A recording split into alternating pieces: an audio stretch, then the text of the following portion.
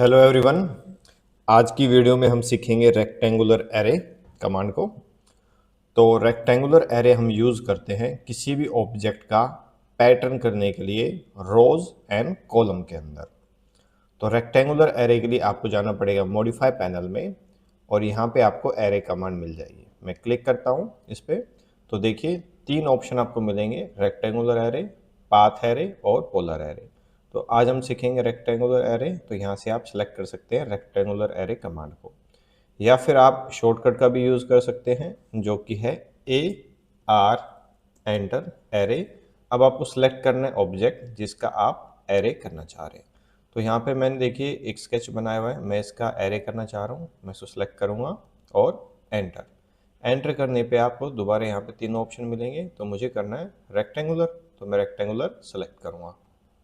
जैसे मैंने rectangular select किया, आप देखेंगे इस ऑब्जेक्ट का पैटर्न हो गया है जिसमें मुझे 4 कॉलम मिले हैं और 3 रो मिली हैं। आप इसको इंक्रीज या डिक्रीज करना चाह रहे हैं रो एंड कॉलम को, तो वो भी आप कर सकते हैं। आप देखेंगे सबसे कॉर्नर में मुझे ग्रिप मिली हुई है।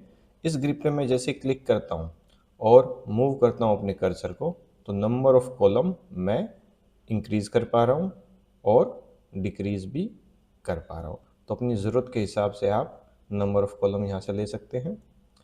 यहाँ पे आप देखेंगे सेकंड ग्रिप भी मिली हुई है। इस पर जैसे मैं क्लिक करता हूँ तो आप कॉलम के बीच का जो डिस्टेंस है उसको चेंज कर सकते हैं। सिमिलरली आपको ऊपर की तरफ नंबर ऑफ रो चेंज करने के लिए ग्रिप मिली है। इसमें मैं क्लिक करता हूँ और आप कम और ज़्यादा कर सकते हैं रो को, देखिए इस तरीके से कुछ। और जो सेकंड ग्रिप है इससे आप रो के बीच का डिस्टेंस कम ज़्यादा कर सकते हैं। ठीक है, अगर आपको कोई स्पेसिफिक वैल्यू डालनी है तो उसके लिए आपको ऊपर देखिए ऑप्शंस मिले हुए हैं। तो सबसे पहले नंबर ऑफ कॉलम यहाँ पे आप डाल सकते हैं।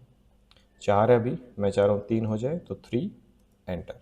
ठीक है, बिटवीन में आप 2 कॉलम के बीच का डिस्टेंस डाल सकते हैं कि आप कितना चाह रहे हैं। मैं यहाँ पे 120 करना चाह रहा हूँ तो 120 डालेंगे और एंटर। तो देखिए जो कॉलम था उसके बीच का जो डिस्टेंस है वो चेंज हो गया है, 120 हो गया है। सेम रो के साथ कितनी रो चाहिए, इसको भी मैं 2 कर देता हूँ, 2 एंटर। और बिटवीन में 2 रो के बीच का डिस्टेंस कितना रहेगा वो मैं डाल देता हूँ, 80 कर देता हूँ इसमें, एंटर। तो ये 80 हो गया। एक ऑप्शन आपको लेवल भी दिया हुआ है। लेवल जो होता है वो जेड डायरेक्शन के लिए होता है आपका। तो जेड डायरेक्शन में मैं 2 डाल देता हूँ, एंटर। और बिटवीन में डाल देता हूँ मैं 50 और एंटर। लेकिन जो जेड लेवल है वो आपको यहाँ पे दिखेगा नहीं क्योंकि वो जेड डायरेक्शन के अंदर है और अभी हम टॉप व्यू में। तो उसके लिए मुझे स्क्रीन को ऑर्बिट करना पड़ेगा, जो मैं आगे जाके दिखाऊंगा आपको। यहाँ पे हम देखते हैं तो 2 ऑप्शन और मुझे मिले हुए हैं, एसोसिएटिव और बेस पॉइंट। अब एसोसिएटिव हम यूज़ करते हैं कि एरे को अगर मैं री एडिट करना चाह रहा हूँ तो मैं एसोसिएटिव को ऑन रखूँगा। ठीक है, इसका मतलब मैं समझाऊंगा आगे जाके आपको। फिलहाल के लिए मैं इसको ऑन रख रहा हूँ। ठीक है, अब बेस पॉइंट क्या है। बेस पॉइंट अगर आप देखेंगे जो स्क्वायर है ना, ये वाली ग्रिप मुझे दी हुई है, ये मेरा बेस पॉइंट है। अभी जो भी डिस्टेंस की कैलकुलेशन हो रही है वो इस ग्रिप से हो रही है, मीन्स इसके सेंटर से इसके सेंटर की दूरी, राइट। अगर आप बेस पॉइंट किसी दूसरे से चेंज करना चाह रहे हैं तो वो भी आप कर सकते हैं। बेस पॉइंट में मैं क्लिक करूँगा और फॉर एग्जांपल मैं यहाँ पे क्लिक कर देता हूँ बेस पॉइंट, और यहाँ पे कहीं पे क्लिक कर देता हूँ। आई थिंक मैंने स्नैप ऑप्शन बंद किया हुआ है। यहाँ पे जाएंगे और ऑब्जेक्ट स्नैप पे जाएंगे तो देखिए सारे ऑप्शन ऑन नहीं है, तो object snap setting, select all और ओके। ठीक है, अब आप बेस पॉइंट चेंज कर पाएंगे। तो मैं इस पॉइंट को देना चाह रहा हूँ। तो देखिए अब जो कैलकुलेशन होगी वो इन पॉइंट्स के बीच के डिस्टेंस की होगी। ठीक है, बाकी मैं चाह रहा हूँ बेस पॉइंट मेरा सेंटर ही रहे, तो मैं बेस पॉइंट पे जाता हूँ और सेंटर को दोबारा बेस पॉइंट दे देता हूँ। तो यहाँ पे मैंने एसोसिएटिव ऑन ही रखा है और मैं एरे कमांड को क्लोज कर दूंगा। ठीक है, अब जैसे मैं किसी भी ऑब्जेक्ट पे, एरे के किसी भी ऑब्जेक्ट पे क्लिक करता हूँ तो मैं री एडिट कर सकता हूँ इस एरे को, क्योंकि मैंने एसोसिएटिव ऑप्शन ऑन रखा था।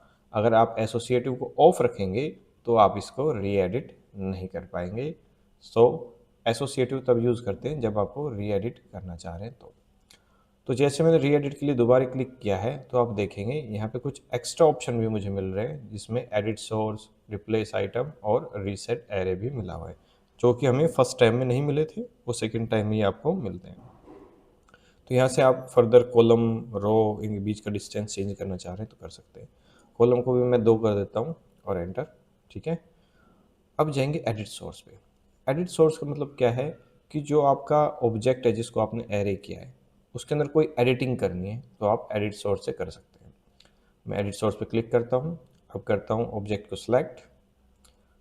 अब जो भी एडिटिंग मुझे इसमें करनी है वो मैं कर सकता हूँ। फॉर एग्जांपल मैं इसके चारों तरफ एक रेक्टेंगल बनाना चाह रहा हूँ फॉर एग्जांपल, तो रेक्टेंगल कमांड लेता हूँ मैं और यहाँ पे एक रेक्टेंगल मैंने बना दिया। ठीक है, इसको सेव करने के लिए यहाँ पे आपको सेव चेंजेस और डिस्कार्ड करने के लिए डिस्कार्ड चेंजेस ऑप्शन मिलेगा। तो मैं सेव चेंजेस पे क्लिक करता हूँ तो आप देखेंगे कि एरे में जितने भी ऑब्जेक्ट्स थे सबके बाहर ये स्क्वायर या रेक्टेंगल बन चुका है। ठीक है, दोबारा क्लिक करता हूँ मैं ऑब्जेक्ट पे, तो एक ऑप्शन आपको यहाँ पे मिला हुआ है रिप्लेस आइटम। तो रिप्लेस आइटम क्या करेगा कि एरे के ऑब्जेक्ट को किसी दूसरे ऑब्जेक्ट से आप एक्सचेंज कर सकते हैं। ठीक है, फॉर एग्जांपल यहाँ पे देखिए मैंने एक स्केच बनाया, मैं चाह रहा हूँ कि ये वाला स्केच, ये वाला एरे का जो स्केच है वो इससे रिप्लेस हो जाए। तो उसके लिए क्या करना पड़ेगा, आपको रिप्लेस आइटम पे जाना पड़ेगा और सेलेक्ट करने पड़ेगा रिप्लेसमेंट ऑब्जेक्ट। तो यहाँ पे ये रिप्लेसमेंट ऑब्जेक्ट है, इसको मैं सेलेक्ट करता हूँ और एंटर। अभी आपको बताना बेस पॉइंट कि इसका जो बेस पॉइंट है वो रिप्लेसमेंट ऑब्जेक्ट के कौन से बेस पॉइंट से रिप्लेस होगा। तो यहाँ पे मैं इसका सेंटर दे देता हूँ, आप अपने अकॉर्डिंग जो चाहें वो दे सकते हैं। अब किस ऑब्जेक्ट को आप रिप्लेस करना चाह रहे हैं, तो अगर मैं सबको करना चाह रहा हूँ तो यहाँ पे सोर्स ऑब्जेक्ट पे मैं क्लिक कर सकता हूँ, सब चेंज हो जाएंगे। बाकी फ़िलहाल मैं चाह रहा हूँ सिर्फ इसको करना, तो मैं इस पर क्लिक कर देता हूँ। तो जैसे मैंने इस पर क्लिक किया आप देख पाएंगे वो एक्सचेंज हो गया। सबको करना है तो सोर्स ऑब्जेक्ट्स पे आप क्लिक कर देंगे, राइट क्लिक एंटर, तो आप देखेंगे मेरे सारे ऑब्जेक्ट क्या हो गए, रिप्लेस हो गए। ठीक है, क्लोज करता हूँ एरे कमांड को। अभी हम देखेंगे लेवल्स को। तो लेवल्स देखने के लिए मुझे शिफ्ट प्रेस करना है और माउस का स्क्रॉल बटन प्रेस रखना है, और जैसे मैं माउस को मूव करूँगा तो देखिए आप लेवल्स को यहाँ पे देख पाएंगे जो कि Z डायरेक्शन के अंदर बने हुए हैं एरे कमांड में। ठीक है, दोबारा से टॉप व्यू में जाना है तो या तो मैं यहाँ से भी जा सकता हूँ व्यू क्यूब से, या फिर आप कस्टम व्यू में जाएंगे और टॉप पे क्लिक करेंगे तो आप दोबारा से टॉप व्यू में आ जाएंगे। ठीक है, मैं क्लिक करता हूँ और लेवल्स को दोबारा 1 कर दूंगा और क्लोज। अभी अगर इस एरे के किसी ऑब्जेक्ट को मैं इरेज करना चाहता हूँ तो मैं नहीं कर पाऊँगा। देखिए मैं सेलेक्ट करूँगा तो क्या होगा, पूरा एरे सेलेक्ट हो रहा है, किसी एक स्पेसिफिक को करना चाह रहा हूँ तो मैं नहीं कर पाऊँगा। मैं चाह रहा हूँ इसको इरेज करना, तो उसके लिए मुझे इस एरे को एक्सप्लोड करना पड़ेगा। ठीक है, तो एक्सप्लोड करने के लिए आप जा सकते हैं मॉडिफाई पैनल में और यहाँ पे आपको एक्सप्लोड कमांड मिल जाएगी, या फिर आप शॉर्टकट का भी यूज़ कर सकते हैं जो कि है एक्स एंटर। तो सेलेक्ट करेंगे ऑब्जेक्ट को और एक्स एंटर करने से ये ऑब्जेक्ट एक्सप्लोड हो गया। अब आप एक इंडिविजुअल को डिलीट या इरेज करना चाह रहे हैं तो आप कर पाएंगे, और अगर आप ट्रिम भी करना चाह रहे हैं तो अब आप ट्रिम भी कर पाएंगे।